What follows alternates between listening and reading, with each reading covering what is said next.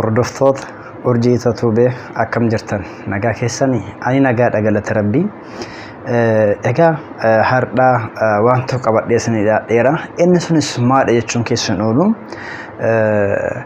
aappii gaariirraa gara pirank gaariitti isiniif jijjiireera jechuudha. Pirank ajaa'ibasaa isiniif qabadhee dhufeera. Kanaaf pirankichi kunis immoo maadha jechuun keessan oolu jechuudha.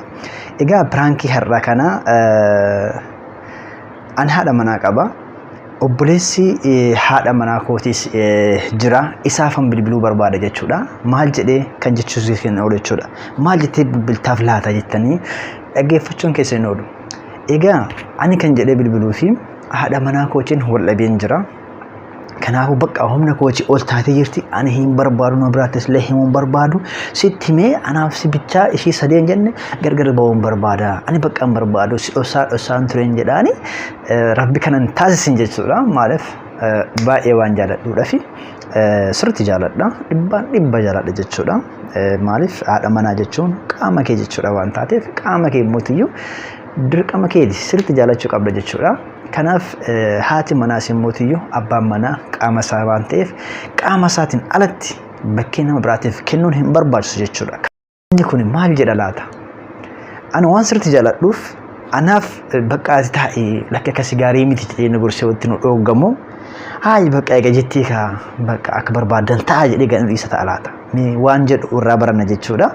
Maaliif namoonni hedduun jireenya namaa keessa seenanii kan jireenya namaa balleessan hedduu isaanii jiran jechuudha. Yoo xiqqoo mufaatuun xiqqoon abbaan manaa fi haadha manaa wal mufatan dhufee maatiin jidduu seenee yeroo jireenya isaanii gargar diiguu jiraachuu danda'a.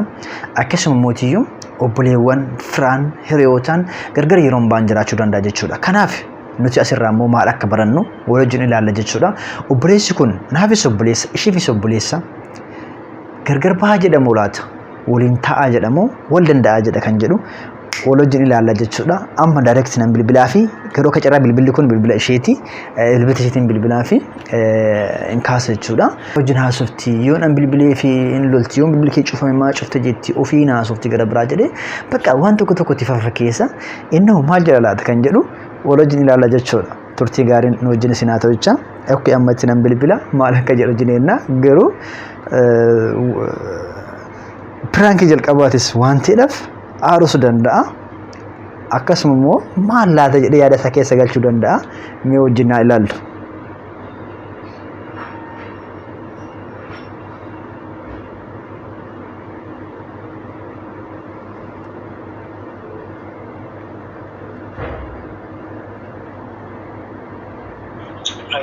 Hello. Abbo akkam?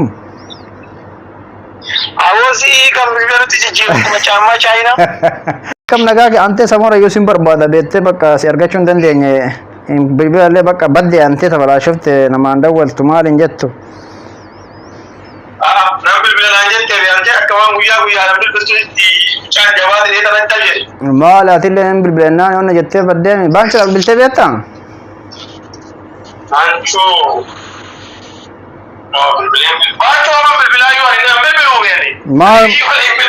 ما ولين بالبل بو ما سلا بريتيمتي شنو هذا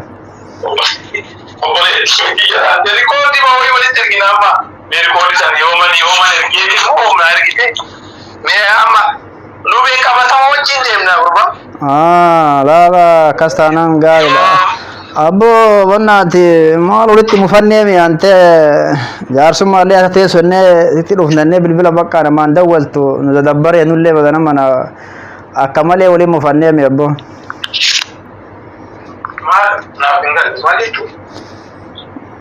مفاتو سينجل ليه ما ولدت مفنّي شو مالي شو هي خبرة كبا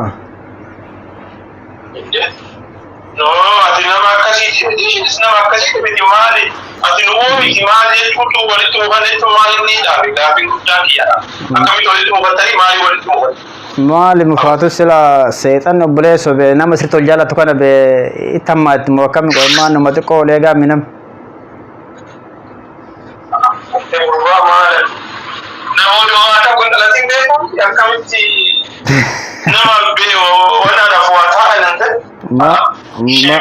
maal beeka ante bannaate ani illee bakka dadhabee naanuma kan lee bakka qo'imee yaa nu bira gatarte mee isaan hin gaha jedhee bakka onna jedha ishiin bakka bafitsumi jetti beetta hin barbaadu araaramunaan jettee meebbo bafitsum jechuun maali kun akkamti maali jaalaleedha moo biyya arabaa seetana qabaa jiru maali ijoolleen biyya arabaa kun xiqqoo akka tokko wadanamuna nuuf isaan illee jechuudha abboo garuma nu gabbayeefi waan tuqen beeku bannaati maal ta'e rakkoo maali mee odaachi dhaqin dura ati rakkoon kan ishee wanni ishee sirratti mufattee wanni ishee mufachiise maaltu jira jettee yaadde ani antee sila hin beekta sila wanni aramu maali wanni yeroo jira miti dirsaaniiti dhaale kun dirsaaniiti dhaale aramu akkasin ta'uu wanni jedhu jiru wanni nama mufachiisu akkamitti nama mufachiisa dirsaaniiti ta'ee dammoo nama agana si'ii fi ishiidha yaasummaa ta'uu akka dhiyeetti ishee miidhagama maaliif waan biraatti ishee miidhagama jechuun osoo hin taane odumatti wanni rakkoon tokko uumamii nama furmaata ofii odoo hin taane nama biraatti furmaata laatu ishiinis si'ifaan keentee dubbattee sirriitti waa'ee akkana kana kabaja guddaa siif dubbattee miti yoo keessaan himaa malee gaaddisaa jenna maal antee haquma dadhabaa akkana ta'amaa jedhe akkamitti nama waa beeku waa ta'a lafu maal haquma bannaati sirriitti yaawati sin beekta anis immoo antee garuu ishiin sin beekti akka nibba jaadhu bakka hin beekne beekti. Egaa akkuma dhaggeeffachaa jirtan irraan cufe jechuudha. Maal akka jedhu ammas immoo akka gaarree jedha jechuudha. Baay'ee namatti tola. Obboleessa akkanaa qabaachuun immoo okkeedha jechuudha. Maaliif mufaatiin osoo dhufeeyyuu nama gargar nama baasuudhaaf hin yaadnedha. Akkuma argaa jirtan jechuudha. Baay'ee namatti tola jechuudha. Mee amma hoo maal jedhettiin deebisa dhaggeeffanna jechuudha.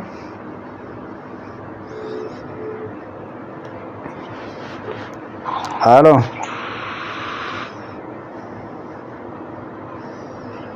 Hello. Hello. Ante dhiifama jidduudhaan waa hojjechuudha qabeette. Baay'ee bakka hojii jirta? Bakka hojii jirta xiqqoo irraa boqonnaa qabna beettee. Annaa akkasanii bannaati namni beettee gurbaa akkana yeroo ammaa kana keessa namni baay'ee ulfaataadha jecha namni yoo dhaggeeffate namni tokko haqumaan kan dhugaatti dubbachuu danda'utu jira beekte. Yeroo tokko immoo namni haa jedhee oluma ka'eetiin nama xiqqoo waliigaltee qabu kana gargar fageessuudhaaf yaadu kan haa jedhee karoorfatee deemu hedduu isaatu jira beekta.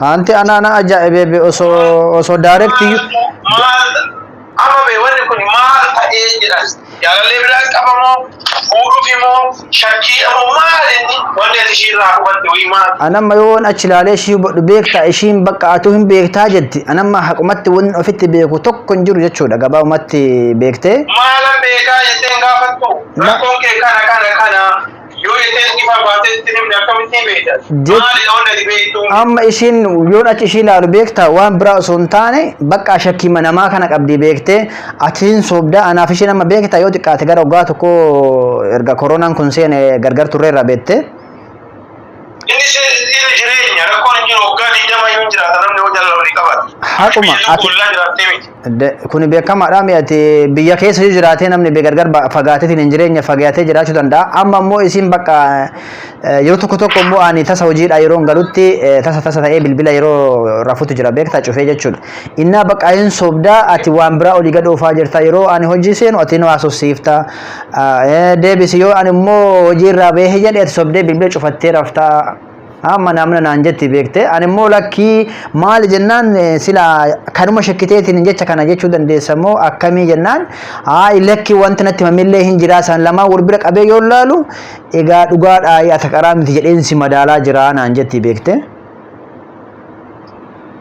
Kuni kaa shakkiidhaan mana diiguu ta'a kuni waan akkasii suni mana diiguu ta'a sani malee kana keessatti odosi beeku nama jaalatteerraa garagaruu nama barbaadeetti odosi beeku waan illee akka tokko nan jedhu namnis namaaf hin bulu yeroo har'aa siin lafa diiguu malee ijaaruun barbaadu haati garuu akka dandeessu ishiin beeku odoo hin taane ifatti dubbachuudha anaan dhiyoo keessa gaaddisaa maal ta'e bade odoo dhimula hojiin naasa'ee dura torbee darbeera maal Gaarii malee jedhee gaafannaan. Dura natti himti yoo gaarii isaan bee hojiidha yoo galee hin dadhabaa. Nama mormiti mi ante bannaati qarabee nama mormiti sirritti. Kanatti ati muufanne hooraan jettu ani jidduutti waan duratti dhagame maaliif nama rifachiisa.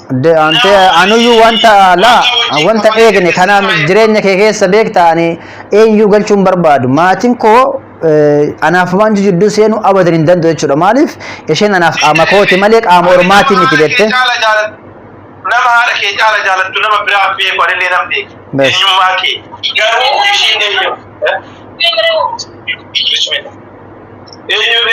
eeyyamtuu jedhee tanan eenyuudhaafuun eeyyam harmee keetti soo taate waan godhuu qabdu hin goota kun jireenya keeti eenyudha yoo ta'e garuu gaafatuu qabaatte gaafatu wanni hunda ta'uu danda'anii wanni jirtu kun jiru akkas goota.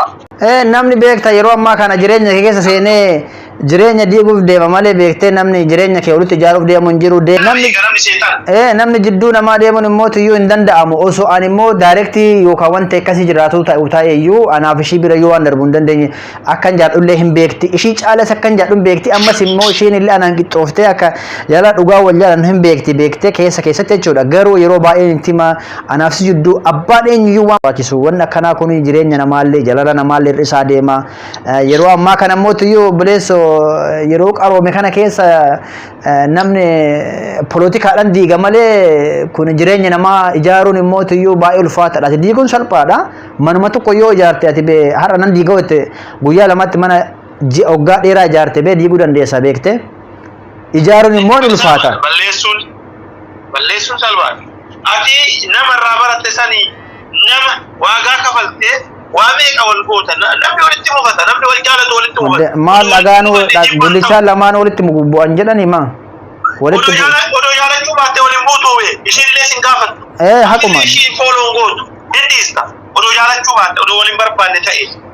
Garuu nama ati sin barbaadda ishiin si barbaaddi walirraa waa wayii qabu fiilingii wayiitu jira. Kan ammoo nama wayiitu jira jidduu deemee dhiirri biyya arabaa akkasii maal dhagaanuma oolaa beellee sooshaal namni beekta.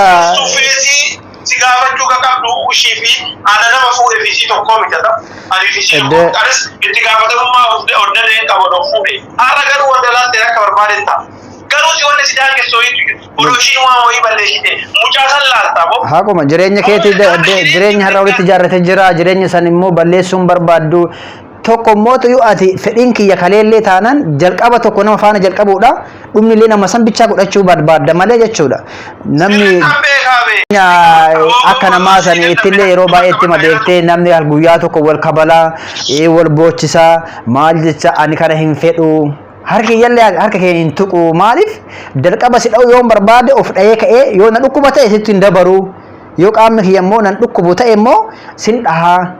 Jalqaba an kaayoon kiyya kanaadha malee oluma ka'ee akka namaa san har'a u'u boru akkasii kanan feenu jecha namaa bichaa daangessi malee jechi kiyyaaf kee yoo na dhoofte yoo si dha'eyyuu jechi kiyyaaf kee homaa nu miidhu shakkii yoo si keesseen immoo jireenyi kee hin badaa deema atiin na jaallattullee dhistaa deemti ani ishii jaalladhullee daamcayyoon osoo akkana jaalladhu akkana naataatiin jedha kan akkana ittiin gosaa ture beekta innaa baqqaan immoo wanni sitti dubbadheef ati nama kaawwaniin anaafis ta'ee ishiidhaafis ta'ee caalmatti adda jedhee tanan sitti dhufee na mee maraafuu ishiidhaafis bilbiltee wanta ishii siin jettu.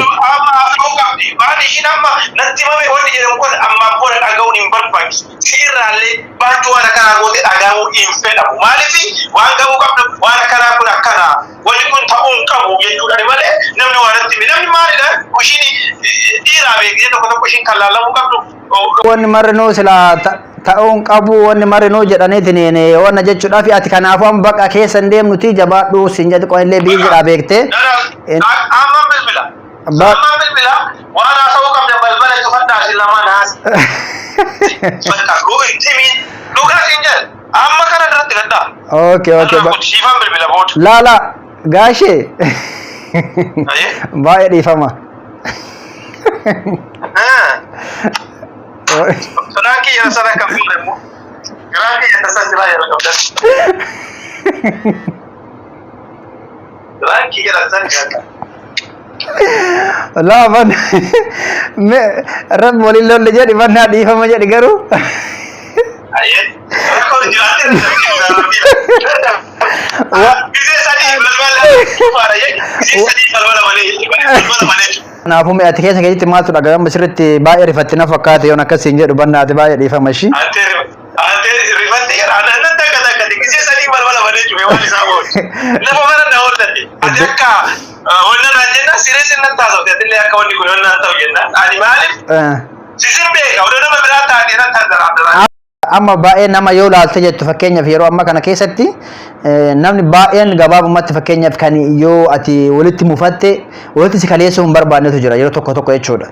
Maatii osoo hin taane namni biraa yoo anaaf si jidduu iyyuu dhufe mootiyyuu namni akkamii namni abdattoo'ee jiraachuu danda'a beektaa nama anaaf si na bataam itti dhiifama bannaati ishii yaa'u si qabaachuun keenya ittiin si boonnaa baay'ee si jaaladha ishii. Baraki jettasaa hin jalqabtanii.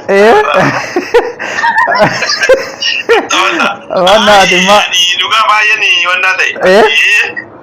Ati dhuguma odoo hin taane odoo nama biraalee ta'e wanna kana irraa hawwatamu. Chaani namayyuu akka itti qorsisuun akkamitti ishii kana yaaddi kan jedhu yaade. Ani akka waan akka kanaa raawwu. Ani ishiin odoo hin taane waan akkana akka raawwane nan beeka maaliif? Nama jaallatee irraa akka gara fuulduraa akka deebine yeroo baay'ee ijoollee hiriyoota dhiyaatee taasisaa ture. Anamma obboleettii koo fuutee akkasii miti. Laa haquma. Duraa kana naasaa. Wal beekurraa walii beekuu caala kan jedhamu suni. Laa haquma. Waan hundaa'uu dalagatte. Dalaganne ante atillee laa baay'ee gaariidha dhugaa rabbi yaadni kee yaada ajaa'ibaati beekte maali jennaan amma rabbi baay'ee rifachuun kee miti anuu sodaachisitti dhufe maaliif ni rifataa waan jedhu yaadee beekte maali jennaan immoo tiyyoo. Anaaf ishiin ani kaayyoon keenya keessatti immoo har'aayyoo miti boruu fuuldura keenya keessatti waan akkanaan dhufu jennee waan amannee jirruuf bakka yoon akkana jedhee laata mucaan kun akkama waa rifata waa maal jedha soo jedhuun sitti dhufe beektee innaa akkasanii galatoon bilbila kiyyaana si bilbila ishii innaa baay'ee namatti tola gorsi keetillee yaadni keetillee.